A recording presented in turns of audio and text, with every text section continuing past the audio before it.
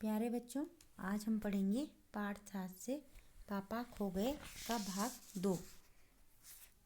तो देखो किताब में दोनों चुप, हवा की आवाज़, कुत्ते का भौंकना, पोस्टर पर बनी नाचने वाली औरत टेढ़ी हो जाती है, उसके घुंघरू बजते हैं, वह फिर पहले की तरह स्थिर हो जाती है। लेटर बॉक्स किसी दोहे का एक चरण गुनगुनाता है और रुक जाता है। कौवा पेड़ के पीछे से झांकता है और फिर करता है काँव। कौन है जो रात के वक्त इतनी मीठी आवाज़ें लगाकर मेरी नींद खराब करता है? जरा भर चैन नहीं इन्हें। अब लेटर बॉक्स कहता है हूँ, मीठी आवाज़ में नहीं गाए तो क्या इस कौवे जैसी कर्कश काँव काँव करें? कहता है जरा भर भी चैन नहीं। पेट में हाथ डालकर एक पत्र निकालता है, धीरे से जीभ को लगाकर खोलता है, उसमें से कागज़ निकालकर रोशनी में पढ़ने लगता है। यह किसकी चिट्ठी आकर पड़ी है? हेडमास्टर। ठीक, क्या कहता है? श्रीमान श्रीयुत गोविंदराव जी। ऊँ, आपका लड़का परीक्षित पढ़ाई में काफ़ी कमज़ोर है। क्लास में उसका ध्यान पढ़ाई में बिल्कुल नहीं रहता। इसकी बजाय उसे क्लास से गायब रहकर बंटे खेलना ज़्यादा अच्छा लगता है। आप एक बार खुद आकर मुझसे मिलिए।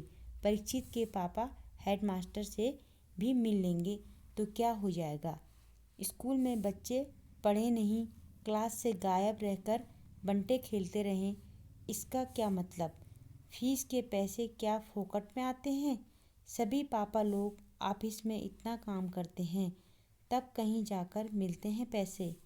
उन्हें ये बच्चे फोकट के समझें, आखिर क्यों? 6 मुझे हेडमास्टर होना चाहिए था।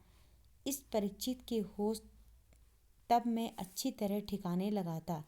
वह पत्र रखकर दूसरा निकालता है। यह किसका है? अब खंबा कहता है क्यों लालताऊ, आज किस किस के पत्र चोरी चोरी पढ़ते रहे? लेटर बॉक्स कहता है आश्चर्य से, उसे आश्चर्यचकित होता है और आश्चर्य से कहता है चोरी चोरी किस लिए? सभी चिट्ठियाँ मेरे ही तो कब्जे में होती हैं, अच्छी तरह रोज़ रोज़ पढ़ता हूँ।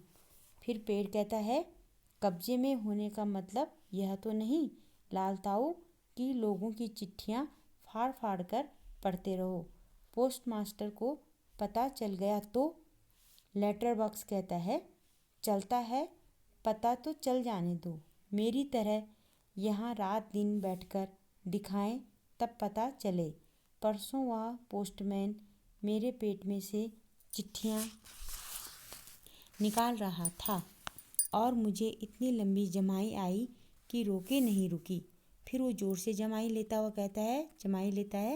कहता है वह देखता ही रह गया, चिट्ठियों का बंडल बनाकर जल्दी जल्दी चलता बना वह।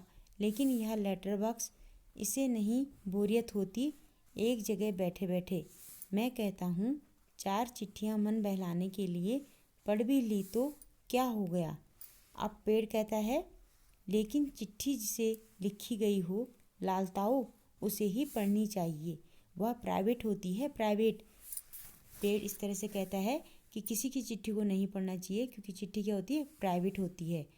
फिर लेटर बॉक्स कहता है मैं कहाँ किसी की चिट्ठी पास रख लेता हूँ, जिसकी होती है उसे मिल ही जाती है।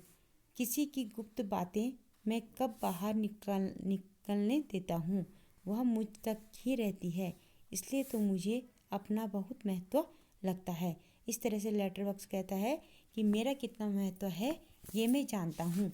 तो इस तरह से उनके आपस में बातें होती हैं और इसका आप प्रश्न नंबर 1 और इसमें आप प्रश्न नंबर 1 और 2 करेंगे।